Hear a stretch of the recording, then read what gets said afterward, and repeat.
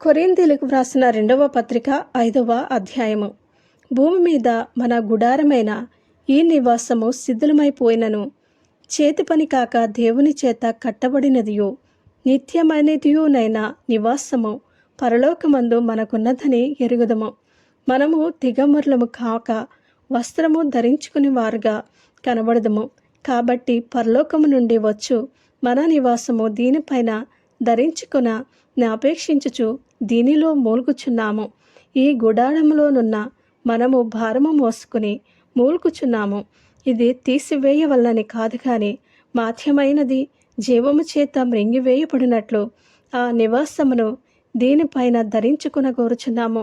దీని నిమిత్తము మనలను సిద్ధపరిచిన వాడు దేవుడే, మరియు ఆయన తన ఆత్మ అను సంచకరువును మనకనుగ్రహించి ఉన్నాడు. వెలిచూపు వలన కాక విశ్వాసము వలననే నడుచుకునుచున్నాము కనుక ఈ దేహములో నివసించుచున్నంత కాలము ప్రభువునకు దూరముగా ఉన్నామని ఎరిగియుండియు ఎల్లప్పుడూ ధైర్యము గలవారమై ఉన్నాము.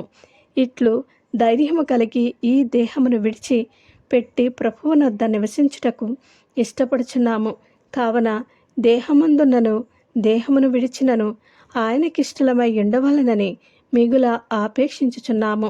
ఎందుకనగా తాను జరిగించిన క్రియల చొప్పున అవి మంచివైనను సరే, చెడ్డవైనను సరే, దేహముతో జరిగించిన వాటి ఫలమును ప్రతి వాడును పొందునట్లు మనమందరమును క్రీస్తు న్యాయపీఠము ఎదుట ప్రత్యక్షము కావలయును.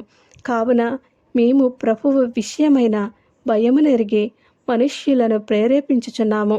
మేము దేవునికి ప్రత్యక్షపరచబడిన వారము, మీ మనస్సాక్షులకు కూడా ప్రత్యక్షపరచబడి ఉన్నామని నమ్ముచున్నాను.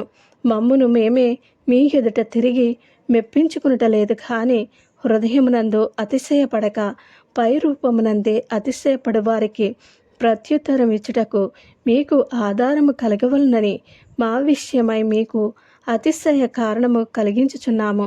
ఏలయనగా మేము వెర్రివారమైతిమా, దేవుని నిమిత్తమై స్వస్థబుద్ధి గలవారమైతిమా.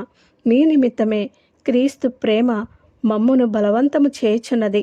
ఎలాగనగా అందరి కొరకు ఒకడు మృతి పొందిన గనుక అందరూ మృతి పొందిరనియు, జీవించు వారికి మీదట తమ కొరకు కాక తమ నిమిత్తము మృతి పొంది తిరిగి లేచిన వాని కొరకే జీవించుటకు ఆయన అందరి కొరకు మృతి పొందిననియో నిశ్చయించుకునుచున్నాము. కావున ఇక మీదట మేము శరీర రీతిగా ఎవనినైనను ఎరుగము. మేము క్రీస్తును శరీర రీతిగా ఎరిగియుండినను ఇక మీదట ఆయనను అలాగూ ఎరుగము. కాగా ఎవడైనను క్రీస్తు నందున్న ఎడల వాడు నూతన సృష్టి, పాతవి గతించెను, ఇదిగో క్రొత్తవాయను. సమస్తమును దేవుని వలనైనవి. ఆయన మనలను క్రీస్తు ద్వారా తనతో సమాధానపరుచుకొని ఆ సమాధానపరచు పరిచర్యను మాకు అనుగ్రహించెను. అదేమనగా దేవుడు వారి అపరాధములను వారి మీద మోపక క్రీస్తునందు లోకమును తనతో సమాధానపరుచుకొనుచు ఆ సమాధాన వాక్యమును మాకు అప్పగించెను. కావున దేవుడు మా ద్వారా వేడుకునినట్టు మేము క్రీస్తుకు రాయబారులమై దేవునితో సమాధానపడుడని క్రీస్తు పక్షముగా మిమ్మను బతిమాలుకొనుచున్నాము. ఎందుకనగా మనం ఆయన యందు దేవుని నీతి అగునట్లు పాపమెరుగని ఆయనను మన కోసము పాపముగా చేసెను. ఆమెన్.